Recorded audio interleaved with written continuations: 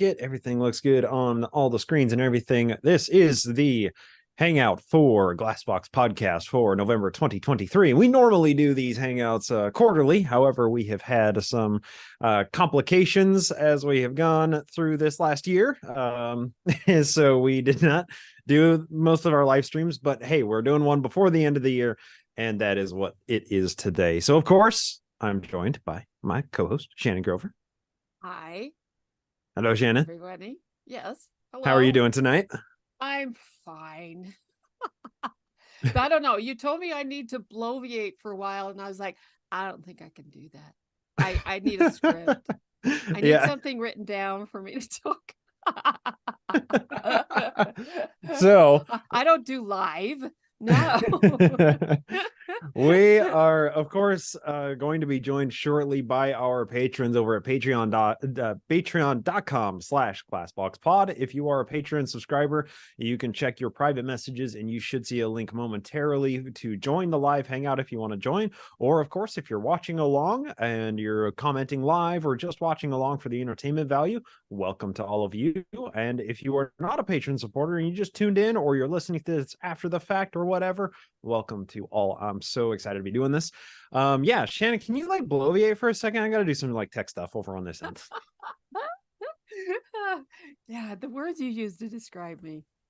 Bloviate. Holy shit. Well, bloviating is more of a verb, right? I know, but that's the thing you thought of when you're telling me to talk. Jesus Christ. By the way, this is my dragon scarf that came in the care package that some of you wonderful people gave me. I think it was led by Will, and there was Tyler, Julie, and Jeff involved. I think there was a couple more people. Can't remember, and I'm really sorry. So when you get on, tell me who I forgot. But to give me this wonderful care package while I've been recovering from all of the shitty stuff that's still ongoing for me, which is why we haven't kept up with live shows like we were supposed to. Yeah. But yes, so I'm doing all right. Just so you know, I have a cardiac MRI this week, so that's going to be fun. You'll know more on the next episode on how that goes. So, any rate, no, we're happy to be doing this, and especially happy that it's the 27th, since that is my favorite number. Mm-hmm. Yes, so, of course. I know. Good old when 27th. I went to Bryce, I was like, we really need to do another one. And how about the Monday after Thanksgiving, since that's the 27th? So I was like, yes, we need to do. Yes, I like it. To do that. Has to be the 27th. Yep. It has to be. That's the best day for it. Yeah. So yeah, I hope his Thanksgiving was good for all of you. Yeah. How was your Thanksgiving? Mine was quiet. It was nice. My spouse doesn't deal well with a lot of people around, so Thanksgiving can be kind of rough. And so, but what we did is had my mother-in-law over, and a girl that's living with her that's helping to take care of her. And it was just a nice, quiet evening, and we had a great time. It was nice. Really happy about that. So I hope yours went well. Yeah, my Thanksgiving was really nice. We had my spouse's family in town for it, and it was really fun because they all got to see the new house and compliment us on it. And we had enough beds and rooms that everybody got to have their own bed and room, which was just it's a revelation. Moving from a tiny house where if anybody stayed over, we were dragging a mattress up out of the basement and putting it on the living room floor, to now having like rooms that lots of people can actually sleep in comfortably. And you spend enough time with family, you're like, all right, I love you, but like I don't want to look at your face. And so there are like different corners of the house that people can go to when they're done dealing with other people, which is just even better. So yeah, we had a wonderful Thanksgiving, lots of really good food, and it was like really low pressure and low stress, and just like we got to just relax and do all of the Thanksgiving after things as well, and show off our idyllic little rural American town to all of her family, and they all were charmed by it as well. So yeah, it turned out to be a very lovely Thanksgiving for us. Excellent. Yeah. I'm glad. But yeah, so we're actually here for Q's and A's, right? Yes, we are. All Yes, we right. are. I'm going to send off that link to our patron subscribers at patreon.com/glassboxpod. Now, y'all should, if you would like to join us, feel free to join. And of course, I assume that everybody who receives the link understands that they're going to be broadcast live to YouTube. So if you don't want your face, you don't want your name on it, be sure to join it with just take the precautions that you want to necessary for yourself and your own safety. So, Shannon, we have some cues from the Patreon exclusive Q&A thread from this time, but we also didn't get to all of our questions last time. So we kind of have a pretty extensive list to get through today, right? We do. And actually, I'm going to hit some of the ones from last time. One of them was, if Glassbox Podcast had an intro song, what genre would it be? Oh, it's metal. It's metal every time. All right. So but I'm like, I'd metal, but I'd want it more, not the screaming kind where you can't understand what words are saying. So, but yes, metal. Yeah. Okay. So, But all right. Fun story. So, when I first started podcasting, I didn't understand how like music licensing worked and how everything worked and everything. So I just went for a song that I really, really liked because I had heard other podcasts using songs that were clearly they had not gone to the effort of contacting the artists and buying rights to the songs and so on. I'm like, oh, I'll be fine. I can just do what they're doing, right? It's not a good idea. So I grabbed a song, and it's a song by one of my all-time favorite bands named Chelsea Grin, and it's a purely instrumental song, and it is just an interlude song in the middle of one of their albums, and it's just like a minute and 10 or 20 seconds, and it's just like this very beautiful guitar, a totally acoustic guitar riff, and it's just beautiful and captivating and also like ominous and a little spooky.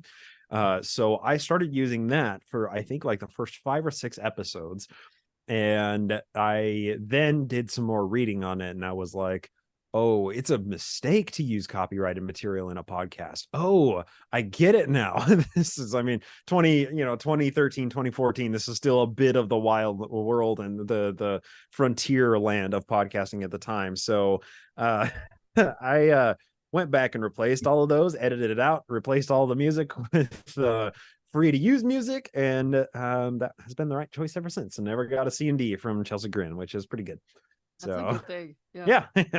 I would want probably is something original, because I would Oh, want yeah. something specifically that, yes, be metal, but to have a cello and the drums and the good guitars, because I love a good guitar. And so have it written for us. So I need somebody who writes well, who could write something of that. That's what I would want for it. Yeah. So that type of genre. Yeah. Absolutely. Yeah. Seer Stoner's comments, heavy metal plates. Yeah, definitely. Yeah. That's it exactly. Was also asked favorite non-dragon animal.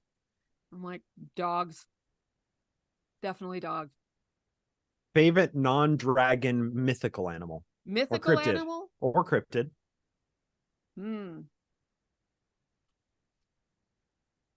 I don't know, because that's all I think about is I don't think about other ones. Probably with some type of sea creature like the kraken or something. I don't know. Okay. I thought about those. Okay. I have come to learn there's some northeastern folklore of the Jersey Devil. Hi, Jeff. Welcome, Jeff. welcome. Hey, how's it going? Doing great. How are you? Oh, doing just fine. Excellent. So heard about this Jersey Devil, and apparently it's like, I don't know what the heritage of this creature is, but it's apparently just something that like exists only within the folklore and tradition of like New Jersey, and it's I don't know, it's something strange, but one of our friends has a tattoo of it on their arm, and it's like, oh, that's cool as shit. So it's not my favorite, but it's certainly like a new cryptid hobby fascination that I have right now. There you go. Yeah. There's that old Robot Chicken skit about the origin of New Jersey. That's a deep reference. Oh, I don't remember that one. It's worth Googling. It's very bizarre. We don't need to talk about it more though. Fair enough. We'll have to do that. Yeah, actually, I think I know what you're talking about. And also with that, I was asked, do you collect anything other than dragon figurines? Books, yeah. No, I actually, mean, that's one a given. thing, that's a given, yes. One thing I collect, which I roll my eyes at myself on this and I laugh and feel kind of silly about is solar lanterns outside because I just like them and I'll see one and I'll be like, yeah, I need that one too. And I don't think, oh, you already have 7 out there, Shannon. You really don't need any more. No, I go get more because they're cool and they come in twos and they're just cool. And so it's like I have 2 shepherd's crooks out in my front herb bed and they have 3 hooks on them. So there's 3 sets on those. And then there's others that are I got for Halloween a couple years ago that are these stumps that look like they're in flames, except I like them too much to bring them back in and they're lining the sidewalk. And I keep getting more because they look cool. So it's like the front yard is gonna end up looking like daylight by the time I'm done with these. But I just like them. They're cool. And they don't take electricity, they don't take batteries, they don't take any of that. They just look cool. Yeah. So yeah, Yeah. that's something I collect. Nothing wrong with that. And like and having some lights at night. Like, I mean, we have them so people don't fall off of our porch because it's a treacherous plunge off into the rose bed. But yeah, so Yeah. that's a fun little collector. I like it. So yes. By the way, That hi Julie, welcome. Hi Julie. Oh goodness. So okay. Other questions. Let's see. They want to know, Jen wants to know, Bryce, how does it feel day to day living in a state that is well outside of Zion? The Zion curtain, Oh, I should say. And probably most wonderful. people could not care less about Mormonism. It's so wonderful. Although I will say, right, so there's a certain like camaraderie you have when you're talking to people who are like members or former members of a cult or the cult that you just never get out here. So that's like one of the trade-offs that I made with it. Whereas like if you're in Utah and you see somebody with a tattoo on, you're like, I see you, right? Like you know what you know that they probably have that tattoo through disapproval of many of their friends and loved ones, right? So there's not that sense of camaraderie that exists in the super insular Morador, but it's so much better. It's so nice to not live where it's every 3 or 4 blocks is a church anymore. I mean, I remember that like that was such a revelation when I first moved to Colorado that it had been like a number of months between seeing churches. And I remember like the first time that it had been months that I drove past a Mormon church out there, I was like, whoa, oh, it was like a unicorn because they're so uncommon out there. It was very, very much a culture shock. And it was just one state line over. Wow. Yeah. Well, do you, with neighbors and stuff and friends out there, do you talk about what you do? Because, that's the other thing. You're not working a different job. Your job is revealing crazy Mormon history. Yeah, I that's the only times that the conversation ever comes up is when you're exchanging pleasantries in a conversation of, oh, what do you do for work, whatever. It's like that's about the only time that it ever comes up, and mostly it's just people respond with like kind of a cockeye and like, what, Mormon history? Like, yeah, it's really interesting, I promise.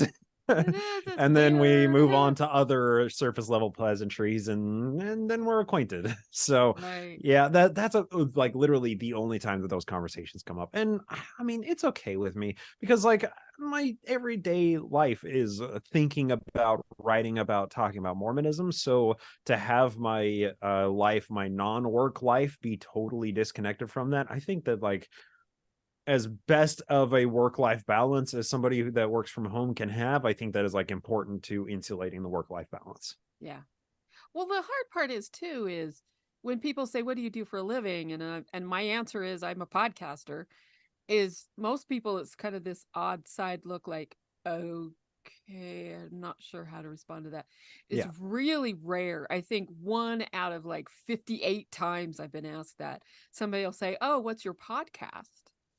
And that gets weird because I'm right in the middle of Morador in the Mormon country here. And then it gets interesting. I think I've been asked it maybe twice. Okay. And the response was just kind of like, "Oh, okay." And others are like, "What's the name of it again?" But it's like, how do you say that? I do an anti-Mormon podcast, and people are like, Right. "Okay." And most of them too that I'm talking to, because most of the time this is like a doctor's office or something, they're my age, and they look at me like, "What's a podcaster?" You know? Like, yeah, kind of like a radio show host. Okay. We can work But on your elevator pitches for sure. God, yes. You got to give them just enough that it sounds interesting, but you don't like fill out anything else and just make them going, oh, yeah.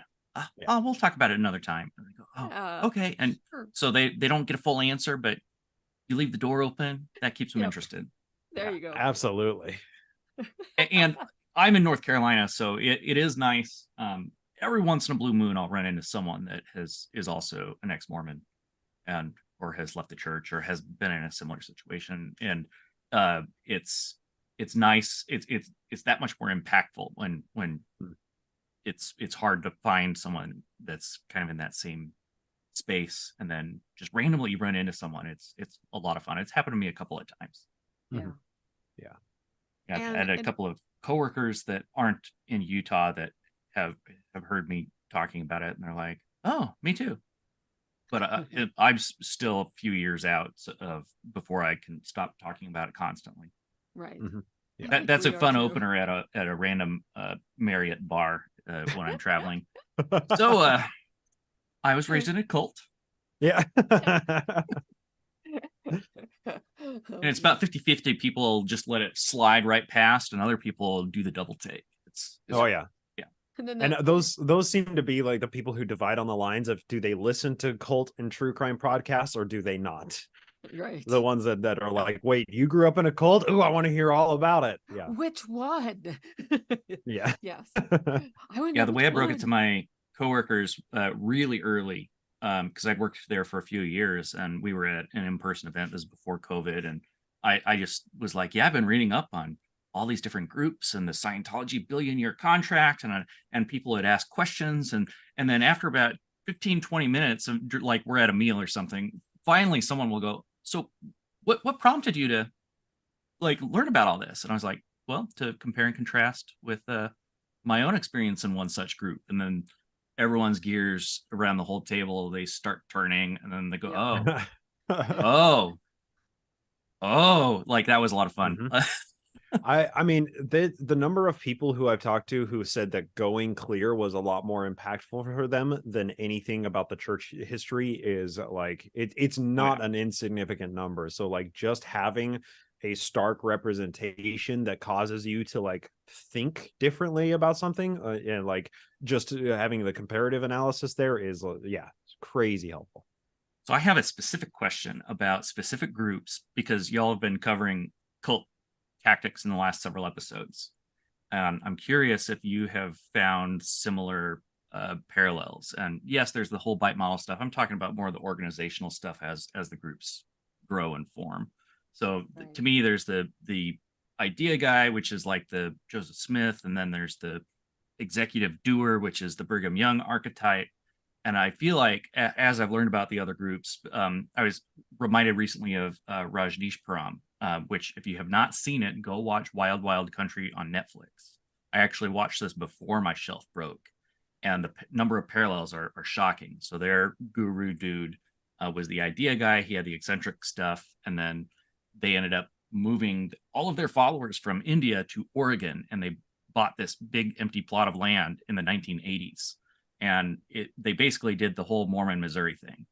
And the locals were not happy. They ended up canceling an election because this group had started busing citizens from all over the United States that were homeless. They're like, oh, yeah, we'll put you in a house. We'll feed you free beer. Oh, and when they get there, well, yeah, go ahead, register to vote. Fascinating. And so, but because it was in the 1980s, there's news footage, and several of the people that were involved are still alive and doing interviews, and the parallels are very interesting. So if you haven't seen it already, go see it. I don't know if either of you have, but that's kind of the background.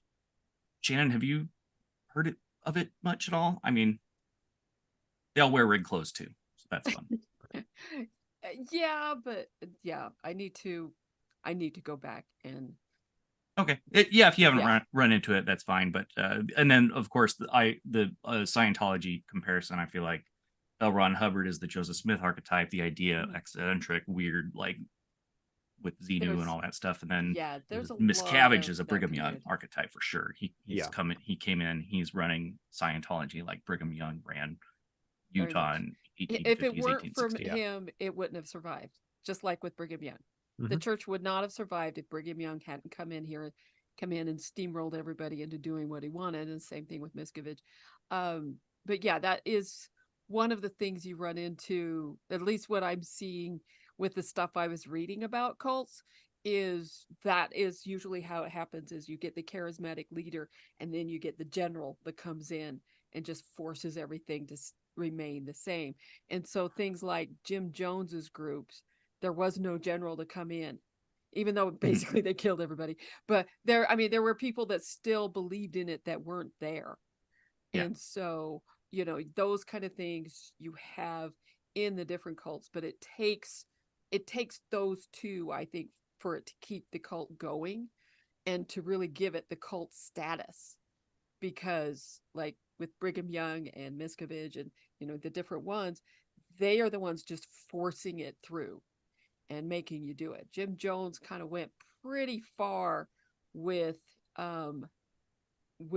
forcing everybody to do what he wanted, with the whole drinking the Kool-Aid thing, and all of his trial runs with it and everything else. So, those kind of things. So, but basically, yeah, they all run the same way, which is the secrecy with the very specific rules, and we don't talk about Fight Club, that kind of thing. So, yeah. And to your point, Jeff, I'm sure that, there has to be a book out there that examines the phenomena of like the ideas person and then the business person following them, or like the necessity of having the two pillars in order to create any sort of a populist movement. I'm not familiar with any research on that, but there has to be some work done on that. And I would be really interested in reading on it if some sociologists have actually done a compare and contrast of like these different religious movements, or not even religious, but even just populist movements. So they could be political or whatever, right? I think it'd be very interesting to learn just how much are we looking at Joseph and Brigham as archetypes and trying to project those archetypes onto other movements, or how much are those parallels actually exist, is a deep and nuanced question. And I'm ill-equipped to even begin to try and wrap my mind around it. So I want to, if a sociologist has written about it, that would be really helpful. I think we have a new attendee as well. So welcome, Dee. I'm glad you joined us, and thank you for joining us along as well. Hi. Awesome. I was afraid I wasn't going to get here, but I rushed, and here I am. Glad awesome. You're here. Well, we're happy to have you. Yeah. Yeah, that dynamic, I feel like, plays out in plenty of contexts other than cults, like Tesla and Edison, and Woz and Jobs. Like, they have these two personalities that kind of complement each other. I just watched there's a mini series about the BlackBerry company and the co-CEOs, the guy that had the idea and the guy that was the business dude. It was the same thing. I can't remember their names, but it's certainly been studied in a business context. I also work in tech startups, and that is pretty common. You get the engineer that turns into the CEO when it's tiny, and then you get the investors in, and then he might stay on, but passes it on to a CEO. And it's not a cult, but it's still an organizational shift that happens for the organization to survive. I wouldn't be surprised if there was some reticence in the academic community of drawing parallels between religious structures and business structures, even though the two share so many hallmarks. Like my AI script from the general conference video about how it's a business. Right. I mean, it's the same thing. Exactly, right. But I wouldn't be surprised if Apple versus non-Apple. I mean, that's definitely cult status. Yeah. Yeah. And that's Yeah. I mean, well, and my spouse has some friends who went on, graduated from her school and moved on to Apple, and they have shared that it is very much like a cult to be working at Apple. That like Apple is the be all end all. It is the ultimate in computing. It is the best that anybody has. Yeah. It is God's gift to the world. So you better love Apple if you're going to work for Apple. So but I think that there might be reservations in the community of sociologists, just because I don't know, that feels like it's touchy to examine religions through a business lens that way, or an economic lens that way. I don't know. It goes a little too close to naturalizing God for a lot of people, I think. So I'd be very curious to learn more about it. Yeah. Anyway, that was my question. Cool. Or Very good. questions. Thank you.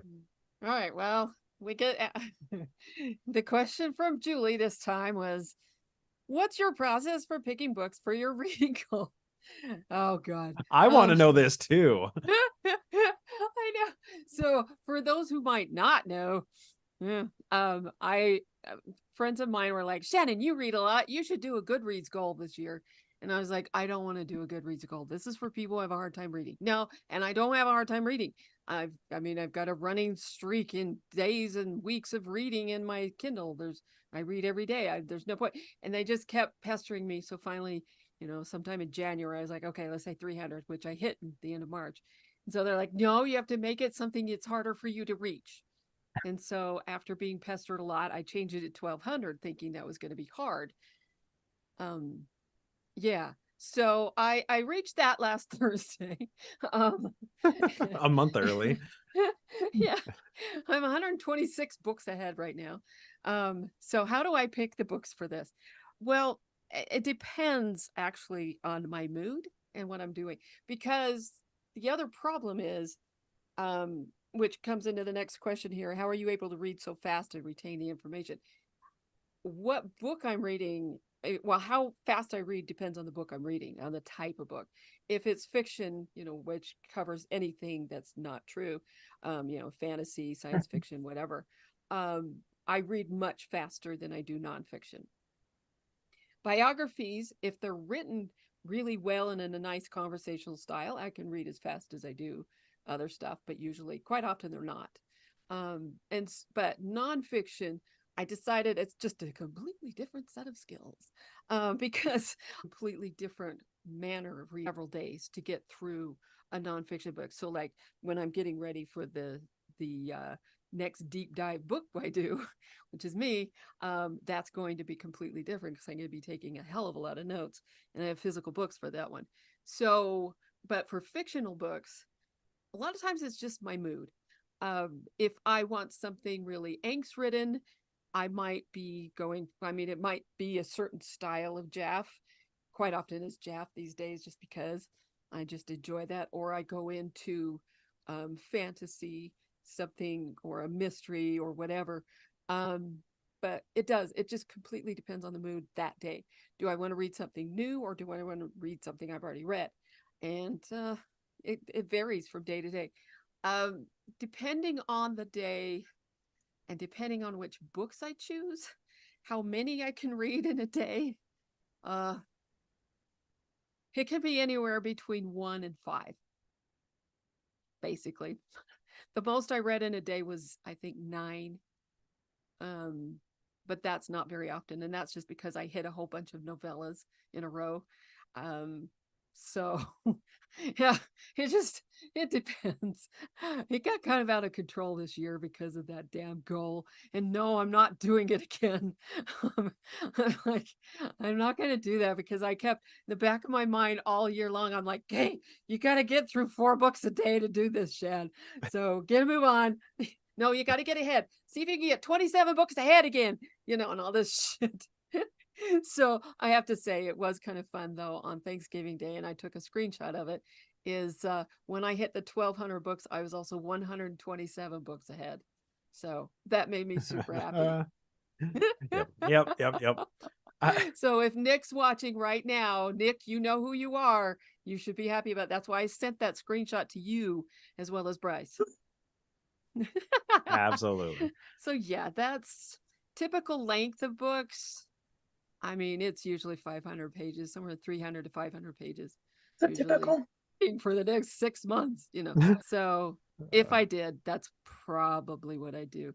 But I don't like making, well, I have, I don't like making goals that I just know I'm not going to be able to reach. I did it once a few years back and found it really weird that I was actually reaching some of them because it was my unreachable goal. And there's still a couple things on it that I'm like, I'm just gonna leave it there. I'm not adding to it. But yeah, one of them was to be a guest on Glassbox. And I'm like, okay, in August of 2020, when you're like, Shannon, come be on the show, and I'm like, okay, all right. So yeah. So anyway, yeah. But yeah, I'm one of those readers also that Stephen King hates. And I'm one of those that is the reason why he wrote The Green Mile the way he did. If any of you remember when that came out, he serialized that like Charles Dickens did his books. So it was written in 4 parts and he only published them a few months apart because there were readers like me who would just try to decide if I'm going to actually read the whole book or not. And I do this almost with everything is I'll read the first chapter and then I read the last 3. And if I think it's going to be good enough, I start at the beginning and read the whole thing. If I don't, then I just skip it, return it to Kindle Unlimited and get a different one. So anyway, that's Shannon with reading. So I'm obnoxious. So Shannon reads books in a way to deliberately ruin them so that there's no mystery, there's no great finish line to reach by the end of the book because you already crossed the finish line after you started the first chapter. How I've actually even done still that with fun. I don't get it. It is fun, and I'll tell you why. Is because if it gets too angst ridden or it's too whatever, I start reading so fast I don't retain everything. And so then I'll get because you're through a whole trying to get to chapter. the end I'm really trying fast. to get to the end, Okay. and I'm like, what the fuck is just going on here? And so I've actually even done that with a couple movies. Not very many, but Flight Plan I did that with because I'm like, I have to know, did the baby live? And the third Mission Impossible, because of that opening, I'm like, what the fuck? That was super good. Philip Seymour Hoffman has always been a bad guy. That was one to watch. But anyway, but that with books, that's what I do. And I started it after reading one by Pamela Dean, because I've also been known to read a book all the way through. I've done this with movies too. And then I turn around and start it again and read it all the way through again. Pamela Dean wrote a book called Tam Lin. There is a series of fairy tales retold that was put together by the editors Ellen Datlow and Terry Windling back in the 80s. And they would just approach different authors. And you got some really fascinating stuff in that. Jane Yolen did some, Patricia Reedy did. But I mean, there is one, I forget who the author was, did one on Bluebeard that was just worse than the story Bluebeard. Gave me nightmares. But anyway, Tam Lin was truly fascinating. And I finished it and then read it again because I had to know was it foreshadowed all the way through. I did the same thing with the movie Sixth Sense. I watched it, got all the way to the end, saw everything. I mean, I figured it out about 2 seconds before Bruce Willis did what was going on in there. And then I watched it again to see all the foreshadowing. And that was fun. So I don't know. My mom never could understand me either. She didn't like reading books over and over. She also didn't watch movies over and over. And so she was like, I already know what's going to happen. So Yeah. Well, I kind of understand that a little bit more with the movie or with books than I do movies, or I'm kind of in the same camp with her because it's like if I'm going to take the time investment of a book because my reading speed is fairly slow, I'm going to invest the time of a book and then I get the whole story. It's like I don't want to reinvest that time. Whereas like a movie, like a favorite movie, like yeah, I'll fucking put it on and mindlessly watch it for 2 hours. That's great. Got kind of worn out from that though when my daughter was little because she would ask to watch the same one. So like You've Got Mail, I think we saw 27,000 times. Well, that's just like a kid thing because we watched Chitty Chitty Bang Bang probably 1,000 times in my house. I don't Do think you my know, my by parents the even liked way, it. Peter It's nightmare Jackson. inducing. Did you know Peter Jackson owns the car Chitty Chitty Bang Bang? No shit. The He actual does. He wow. brought it to the set of The Hobbit, thinking that the little kids, when they were, because they were filming in the Shire, and they had all these little kids, little child hobbits and everything. But he brought it to the set, and he was like, kids didn't give a shit, but all of their parents were like, "Oh, you have Chitty Chitty Bang Bang." That's amazing. I lose my Oh mind. my god, that movie I Mhm. couldn't watch as an adult. Which, by the way, speaking of not being able to watch this as an adult, we also are joined by the Seer Stoner. Hello. Welcome Hello. to the Seer Stoner. Yep.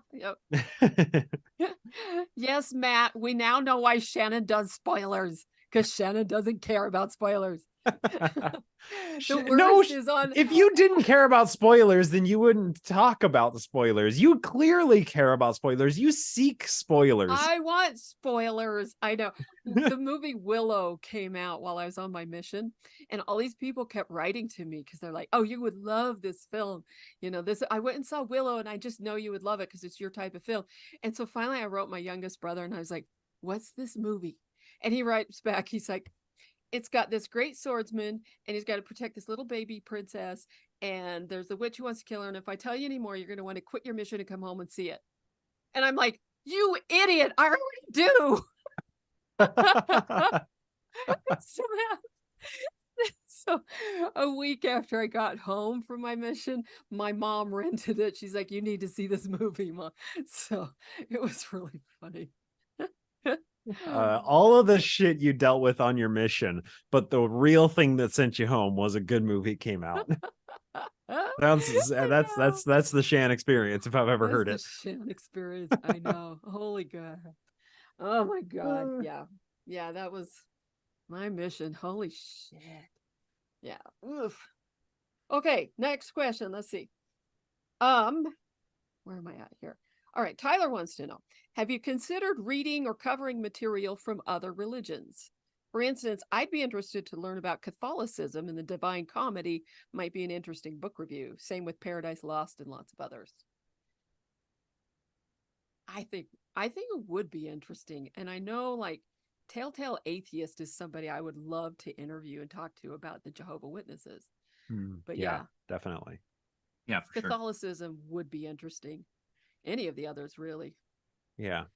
I do have, a fascination with other religions, but I don't have I guess the emotional attachment to them that drives my passionate interest into the history of Mormonism. So I don't feel like I feel like I would reach the end of them. Like I would get just a very basic understanding of the history of whatever, fill in the blank religion. Then I'd be like, all right, I'm good. And then I'd move on and miss all the community and miss all of the debates among historians and what they're bickering and arguing about. I would miss all of the stuff that drives so much of my fascination into the nuance of Mormonism. So I would only be able to approach them as a complete layperson. And it would be interesting, but I don't short segments on it for the show or something, that can be helpful or useful. Like I remember that was like my favorite segment on How to Heretic was when they would talk about all these other crazy different religious traditions, or even just traditions, even if they don't have a religious component to them. And just hearing how many crazy fucking things out there humans have manufactured. But I haven't ever put like enough serious thought into it to commit to doing something like that. But it's something that has always piqued my interest, but never never enough, I guess. Well, and that's another thing is with Catholicism, that's really the origin of all Christian religions. So that to me, I'm like, that might be interesting just to see what effects it's had on Mormonism itself, but also, I mean, what was it, Methodists that Joseph was leaning towards before he decided to start his own? Yeah, that's right. And so, yeah, that's one. It's like, it would be interesting to see why he was leaning towards it. But I mean, most of the ones he was looking at, they were more of the not Pentecostal, but well, there were Pentecostal ones in there, but they were the Protestant church, right? Yeah. It was all Yeah. Protestant. I mean, early America was all Protestantism. Yeah, So Catholicism wasn't really a big deal then. yeah.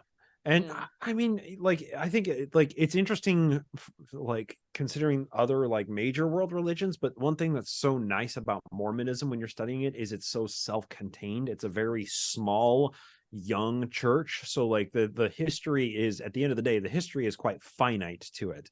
But if you're like going to look at the history of Catholicism, like what even Catholicism are you talking about? Are we talking like Nicene Creed Catholicism?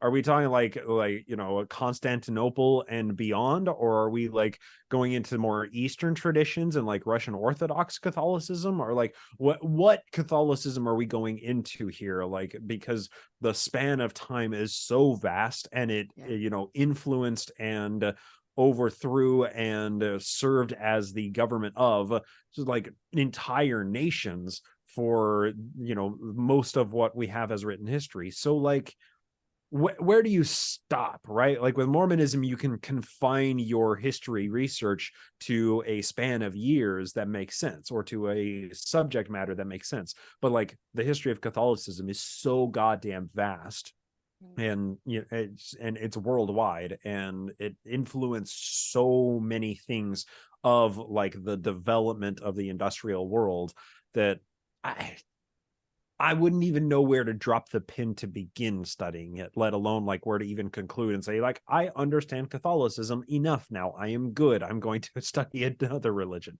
God, yeah, that's hard. I think you have to stick with cults, because cults have a beginning, their middle. We can trace how they are spread, how they collapsed or whatever. Like JW's they started back in the same general area as where Joseph Smith was starting up Mormonism. So they have a very similar connection. So yeah, I mean, I'd be really interested in that one. Yeah, absolutely. Yeah, and that does simplify things, right? Because it's kind of, I know that there's disagreement in like what is the definition of a cult, and there are like qualifiers that we use to be like, this religion or this movement exhibits cult-like behavior, right? But like if we're just like trying to be as reductionist and simplistic as we can, it's like what is a cult and what is not a cult so often falls on the dividing line of how big it is. Most people don't consider Mormonism a cult because it's millions of members, and cults are supposed to be just like a couple of small families, maybe a couple thousand people at very most. So like the Jim Jones group, or right, or the Heaven's Gate, or the what, fill in the blank of like the popular cults, right? So there's when you are examining those are small movements. They influence a very small number of people. They have usually a very short time span that they have existed, much shorter than major world religions. And so like the information from which to pull is so much more confined. So like you can understand the totality of the history of one of those movements much easier than you could any other major world religion. So yeah, I very much agree with you, Iris Ark. Yeah. Ugh. I know cults just get interesting. What I find interesting too is listening to the leaders of them trying to weasel around not admitting they're a cult. Yeah. I mean, we had to do that with Mormonism so much. I'd never forgotten listening to Thomas Monson say, we're not a cult. We don't worship Satan. And I'm like, a cult and cult do not come from the same word. Well, William said that. He was like, we are not a cult. I know, and I'm just like, dude, the etymology of those words don't match. Okay. Yeah. Yeah. Uh, Yes. And we're not a cult is the telltale sign of a cult. Definitely. Absolutely. I love what the comment that Matt White put in the YouTube chat. Comparative religion. Jews don't recognize Jesus as the Messiah. All right. Protestants don't recognize Catholics as Christian. Yep. And Mormons don't recognize each other in Tim Hortons. Yep. Bravo. Thank you, Matt. So here's a question for you, Bryce, from Will. What happens when people choose their own history? Ooh, yeah. I feel like that's like a deep, profound question. And it's awesome that we have the Seer Stoner here in person to maybe throw this back and forth a little bit. Look, like that leads to people reading things that make them feel good. And usually things that are making you feel good are either self-help or they are fictional. And when you're reading history, you don't go to it for fiction or for self-help. So if you're reading history that's making you feel good, it's likely that it's not accurate history or that it is very slanted or biased. Unless like, and there are exceptions, right? I'm painting a very broad brush here, but like if you are reading a book to appreciate like the struggle of a group against a larger group, or like, the kind of the model of like the population driven social dynamics that historians have been glomming onto, that like history is oftentimes marked by small groups rising up to oppose larger groups, or to oppose oppressive groups or oppressive governments, and that those are like the individual events that mark the transitions of history. And I like that idea. Like I enjoy the appealing idea that like you can read a heartwarming story of people or of a person or of a group triumphing over an oppressive force, and still it can still be very depressing because you understand the struggle of what the people went through, what that oppression actually looked like, right? So like if it's causing you to feel good because you're reading about that triumph, then that's awesome. Okay, good. That can be legitimate history. But like if you are reading the story of the history of America and you're filled with all goody fifis and everything is awesome and you venerate the founding fathers, then you're reading patriotism, you're not reading history, right? So that is to say that when people choose their own history, they get to choose their own view of the world. And like that, it's a tired line, but like those who don't understand history are damned to repeat it. But like when you choose your history, you are damned to repeat the same cycles that are replete throughout those narratives that you choose to appreciate or that you choose to love. And usually those narratives are propagandized to begin with or are inaccurate to begin with. And that leads to the cyclical nature of people just continuing to push the status quo of what we have. And that just insulates systemic problems from ever being addressed or fixed. So, Will, since you're here, do you want to chime in? What are your thoughts kind of on that same trend? I think that's a thought-provoking question. Looks like we are not hearing you right now. Is your mic on? Yeah, I'm not hearing you. Of course. Tech difficulties. Of course. That's how it works. Always does. Yeah. All right. We're trying something else here. While Will is figuring out that, Shannon, what do you think about that idea? Yeah, the quote that came to mind was the Santayana one, yes, George Santayana says, "Those who cannot remember the past are condemned to repeat it." Yeah. And that's a thing too, is what I don't like about this is we are seeing this right now. We see it in Florida where they're allowed to not talk about slavery. That slavery was a part of the United States, was a huge part of it. And, they're not allowed to talk about, say the word gay. They're not allowed, all these things. And so because of that, because they're limiting how history is taught, they are not teaching history. They are teaching propaganda. And when you teach propaganda, what happens? You get problems like we do every time there's a dictator in place.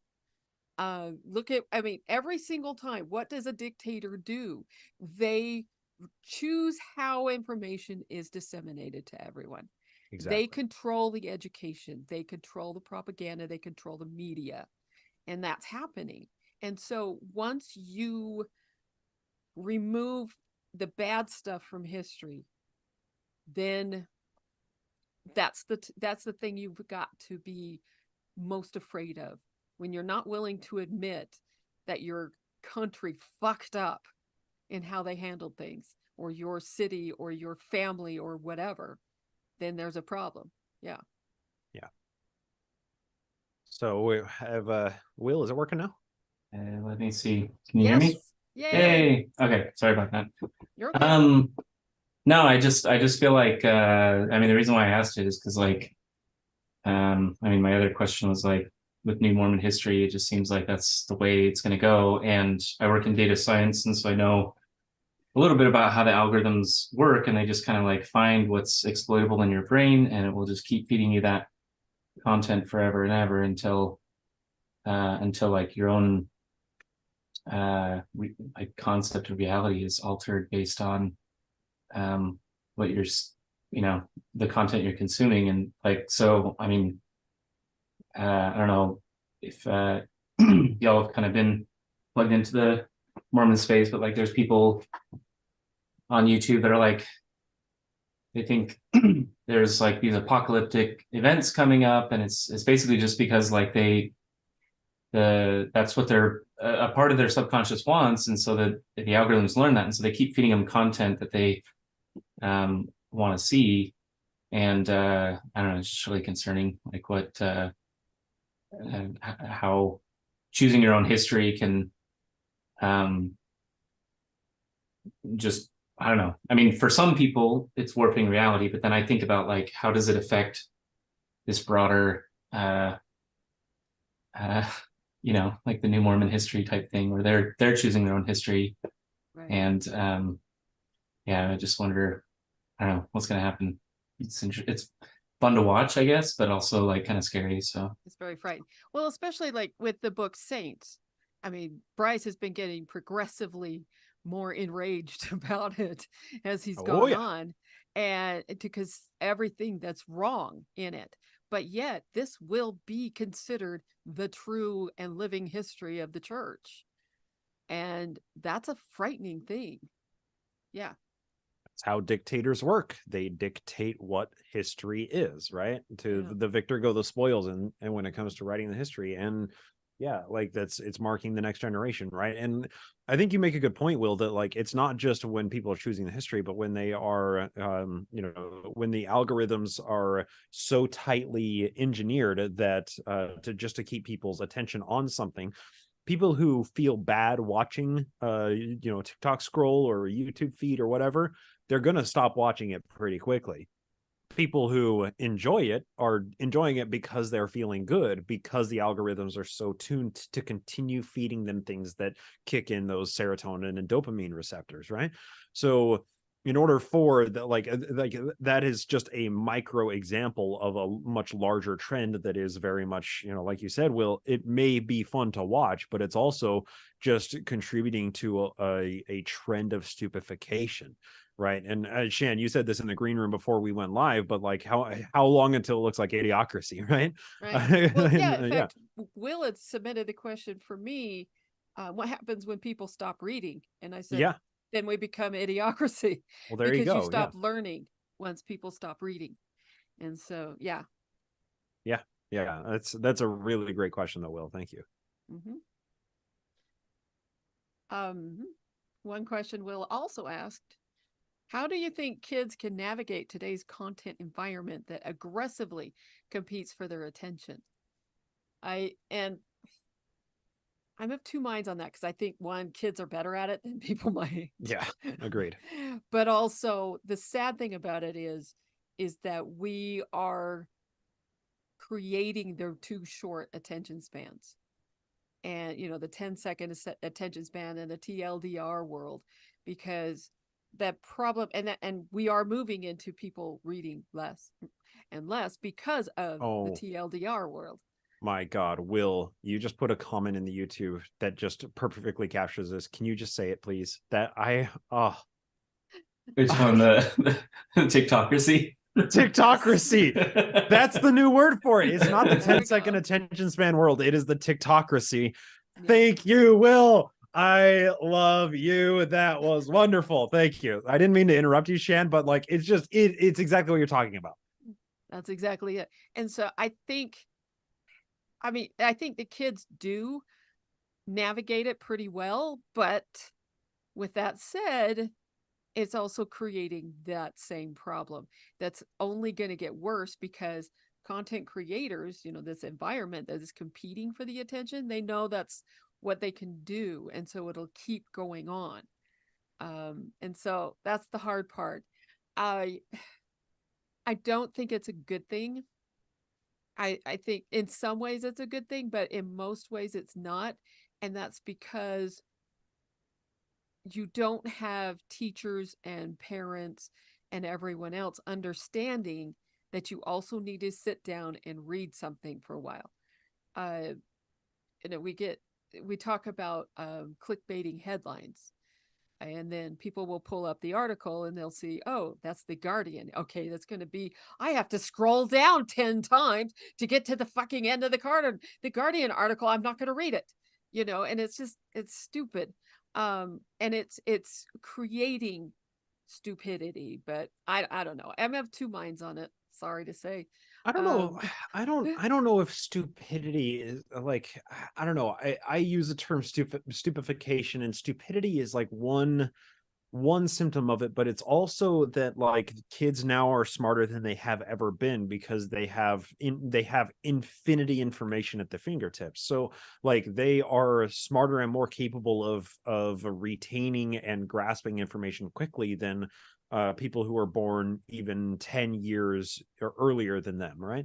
So I don't know, like I'm reminded of a really interesting Skeptic's Guide to the Universe episode where they were talking about a study that had been done for trying to convey a lot of information quickly. And the way that they basically introduced the segment, I'm remembering this from like 6 years back, so like forgive me, but it was from what I remember from it, the way that they introduced it is they played what just sounded like when you're fast forwarding a movie and it's like a really high pitch, like sounds like Back mice. when we had tapes. Yeah, exactly. Right. So they played that audio clip and you're like, what did I just hear?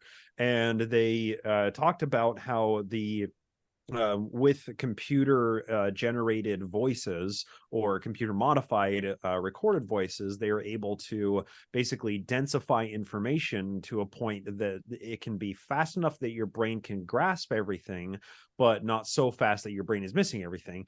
But it sounds like nonsense until you know what information is there. So they had played the clip in order to introduce it, and then eventually they got to the point of the punchline of it, and they said, okay, so that audio clip actually says this, and then they read out like an entire 2 sentences of what it was, and they played it again, and you were able to grasp every single word perfectly, and you were able to, like, it was the same exact audio clip that sounded like nonsense before. You were able to understand every single word within it, and you grasped the information immediately. It was like a 2.5 times speed playing of it. And that is a really interesting way to consider, like, if we continue this pace of acceleration of information, that information, like, you can only speak so fast, you can only say so many words in a span of time, and you run out of time to say more words, which is why we do 6-hour-long podcasts.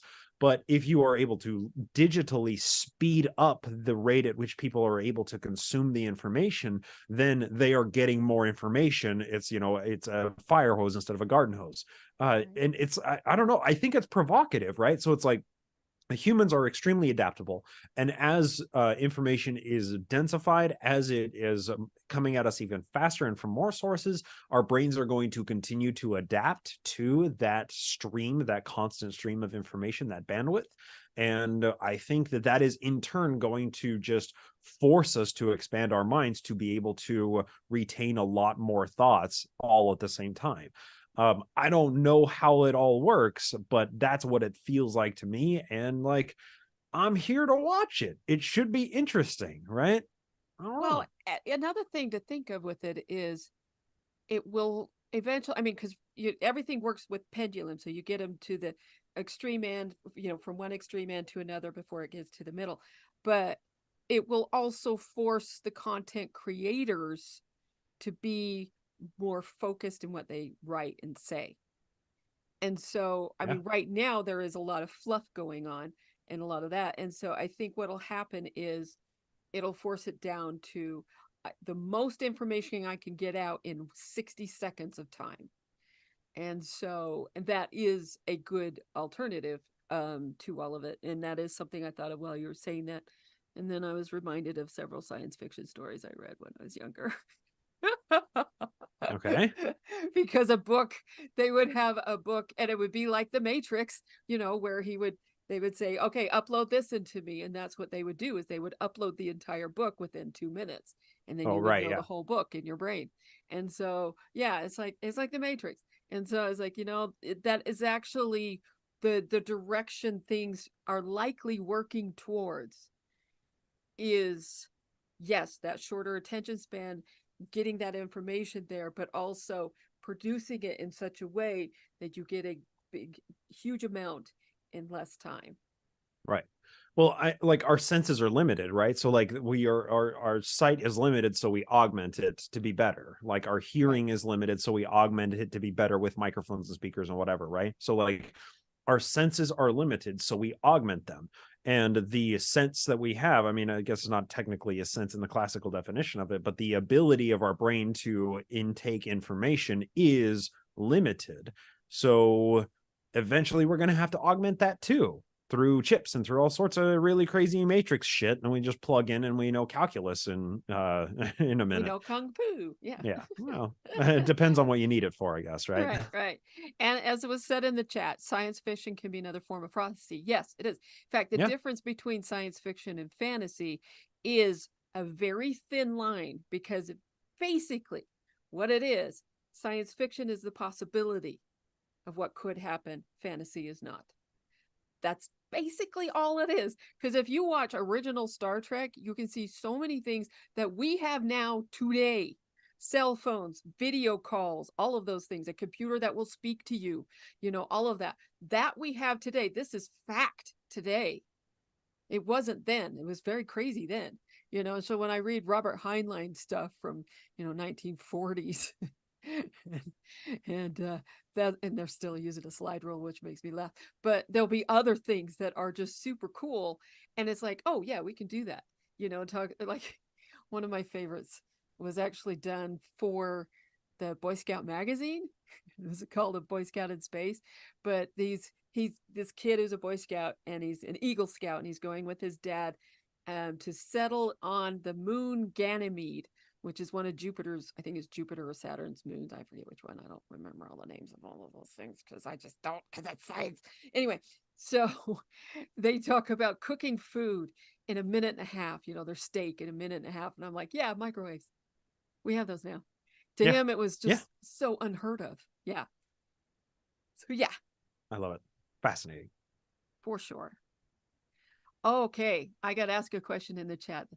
Matt says, my wife and I cohabited 5 years, suffered ectopic surgery, then an ectopic pregnancy. So you'd have to, which means it's in between, for those who don't know, the egg got implanted in the fallopian tube, which you have to remove that.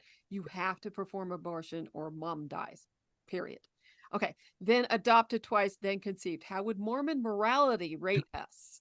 Oh my God. You would not be. Here's the thing is, if you were seeing missionaries and everything, if they would ask, I mean, they would want to know if you're married. So if you're married, then they would kind of look the other way on some of that. But here's the thing. If you don't regret living together for 5 years, it is likely they won't approve you getting baptized. If you don't regret getting an abortion, you might not get baptized. That I've seen happen. Mm-hmm. And that has happened numerous times. And so, I mean, to them, of course, getting married means everything's fixed. Yeah. And all that stuff. So everything's good. Ectopic pregnancies, the church is less upset over you aborting because, your mother dies, so can't have any more babies. And so like with me, with my first child, if they hadn't been able, if it had been a week earlier, they wouldn't have even tried to revive him, it would just be listed as an abortion. If they hadn't been able to revive him, they would have listed it as an abortion. But it was a case where they had to do it or I was going to die because I was within 12 hours of liver rupture. So that's one of those issues where Mormons don't get as upset about in those cases. It used to actually be in the bishop's handbook that abortion was, I don't know, maybe it still is, but abortion was okay when it was the life of the mother and or the child were threatened, or in the case of rape. They didn't count marital rape, just, date rape, but yeah. I remember it being I don't remember where I saw it, but there was a faith promoting story about this woman who refused to abort her ectopic pregnancy. And it was shown as she was so faithful that she wouldn't do it. She trusted the Lord. I hate people. Yes. Yeah. So, good times. And Matt says, we got married to get both names on the adoption paper. Yeah, you kind of have to, especially if you're in Utah. Yeah. I don't know if you're in Utah or not, Matt. I'm sorry to say. I'm not sure on that one. I just know you like to harass me on the Orange Show. Well, earlier he did say Tim Hortons, so that leads me to believe not Utah. It is a running joke, though. Yeah, it is, yeah. And when they talk about it in Utah, they just say the liquor store. That or Starbucks. Or Starbucks, yeah. Equally as sinful. Equally. And at Starbucks, they're like, I'm getting hot chocolate. It's the same cup. That's right. Hot chocolate. Oh, God. Okay. We'll ask both of us, how would you LARP out your version of the never-ending story? I have not seen that movie in 30 years. Do you need a refresher? I do. Go look it up. Okay. So the story is about a boy named Bastian who is just I think his mom died or something. I don't know. But he goes to a bookstore and the bookshop owner has this book. This is going to be spoilers, but okay. It's been out since 84. Okay, I know. And there's this one book that he's saying, oh, don't read that book. That's super, you've read 20,000 Leagues Under the Sea and you've maybe imagined yourself in the thing, but this book actually brings you into it. And in the movie, I only see the movie, sorry, I know there's a book, but I don't read, so there's all this philosophical it's pretty ham-handed, I think, but anyways, the villain is the nothing, this nihilism that's taking over fantasy world, and the kid is reading the book, Bastian, and at a certain point he starts hearing things in real life from the book, and he's I don't understand what's going on, but the point of the book is that he's supposed to at some point write himself into the narrative of the never-ending story, and he becomes there's this I don't know, to me the moral is it's trying to teach kids to hey, you're gonna grow up and you're gonna hear all these stories about how the world works, but at a certain point you have to write yourself into the story and take over fantasy land of all these meta narratives that are going on. And like I said, it's not, to me it's not subtle. I guess maybe as a kid it's more subtle, but in the end he's kind of he gets to ride the dog dragon and things like that. Julian, thank you. I'm that's not a dragon, it's a flying dog. Julie, did I miss anything, or I don't know, Jeff? I think I need to watch it again, honestly, because when I was looking it up to remind me what it's about, I was oh, this is a metaphor. This is a fable with a point. And I was damn, now I need to watch it again. Okay, fine. Well, I'm just not going to let anyone call it a dragon. But I just remembered I just remember the Atreyu and the horse scene where the horse died. God, yeah. The white horse dies. I mean, I Yeah. like, to me, that struck the chord of like, oh, the white horse is a fantasy. It dies immediately in the Yeah. pits of sorrow. Yeah. And how do we, you know, as we're pretending to be Atreyu in the Atreyu is the book's hero, the antagonist or protagonist, and his horse dies like immediately, like the things that are supposed to save him, and it's really interesting. Maybe a future media of great price. Yeah, that's Yeah, true. I was gonna say we need to circle back to it because I think the last time I saw it, I was probably 5 or 6 years old, right? And I hated it. I remember my sister loved it and I hated it, so we got to watch it probably as often as the family had to watch Chitty Chitty Bang Bang. So that's all that I remember of the Never Ending Story. So why don't we add that onto our whiteboard list? And circle back and answer that at a later question, a later time. It is, I mean, look, hey, if it's full of metaphor, like, look, I'm all for it. Give me the metaphors. So yeah. I want to know more. If it's a fable teaching you a point, yeah. And there are quite a few that do that. Yeah, I just got offended at the flying dog being called a dragon.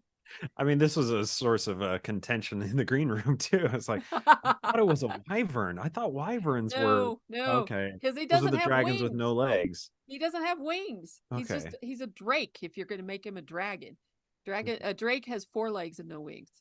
Does the Never Ending Story dog dragon Drake have legs or like back legs and wings? 4 legs. I feel like it's just a dog that flies. He's got a long tail, so it looks like it's like got people a think long it's a tail. dragon. He's got floppy dog ears. Doesn't blow fire. Nope. He talks. No scales. Furry. No scales. Yeah. I'll put up with feathers on a dragon, but mostly I'm like, no. Because that's archaeologically accurate. Thank you very much. Well, if you're going to make a dragon a dinosaur, yeah. But it's a mythological thing. Actually, well, I can't say that because there are things like the kimono dragon. Right. Not kimono. What? Komodo. Komodo. I'm like, I know I'm saying it wrong. It's not this mid-journey to make a kimono dragon. See what it looks like. I do have a meme with a dragon wearing a kimono though.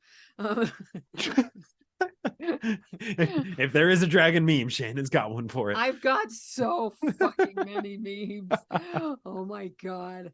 I had to organize them into files. These Christmas dragons, Halloween dragons, Easter dragons. All these. Oh my god. Matt has some strong words in the YouTube chat for you, Shannon. The Toothless is a dragon. Toothless is awesome. I love Toothless. Yes. I love that movie. I've never seen that one. That's one we need to throw into the whiteboard as well. Yeah. It's already there. You will see it. All right. Eventually. We have a whiteboard of films and TV shows that we just want the other person to watch, as well as ones we want to talk about on media of great price. And yeah, there's a bunch on there. Well, it's like Good Omens I put on there. I was like, damn, Bryce needs to watch this, and I want to watch him watch it because I've enjoyed that more than I expected, like I told y'all last time, which is really funny because when V was listening to the episode, then she starts sending me messages. Wait! You haven't read Terry Pratchett? What's wrong with you? I'm like, I know. I'm sorry. But Good Omens is a delightful show. It's really good, and I love watching this show that does so many digs on religion. And I'm not sure how many religious people catch how many digs are there, because I certainly wouldn't have.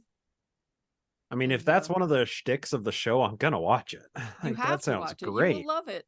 Yes, please. And I mean, Martin Sheen and David Tennant are excellent actors. Put those two together and you know it's going to be good. There we go. Yeah. Oh, God. Okay. All right. Get back to the questions. Sorry, I pulled up the wrong page. Okay. Bryce, Julie wants to know, what is your favorite D&D character that you have created? Ooh, that's a good question. And your favorite race to play? So my longest running character is Durpin, and he's just a classic half-orc barbarian, just runs into the room and smashes shit. That's fun, but honestly, it's like a little bit one-dimensional of play. What I did play was that what I thought was really fun was a dragonborn sorcerer with wild magic. And his name was Casson, and he was lawful evil. So he was just like a fucking asshole to everybody. And it was so much fun to play an asshole because I play a really nice person in my day-to-day life. And it was fun to just kind of explore that little that seedier side of Bryce's personality. And it was so much fun too, because like we played that campaign with our COVID pod, our next door neighbors in the apartment complex we lived at the time, and like we're really good friends with them. So like I was playing with the other players as like Casson as this asshole, while the other players were like bickering and arguing with that character. But I knew that it's like, if I'm playing it consistent with lawful evil, this is what Casson would say. So then Casson would say something and I'd be like, man, I hate this character so much.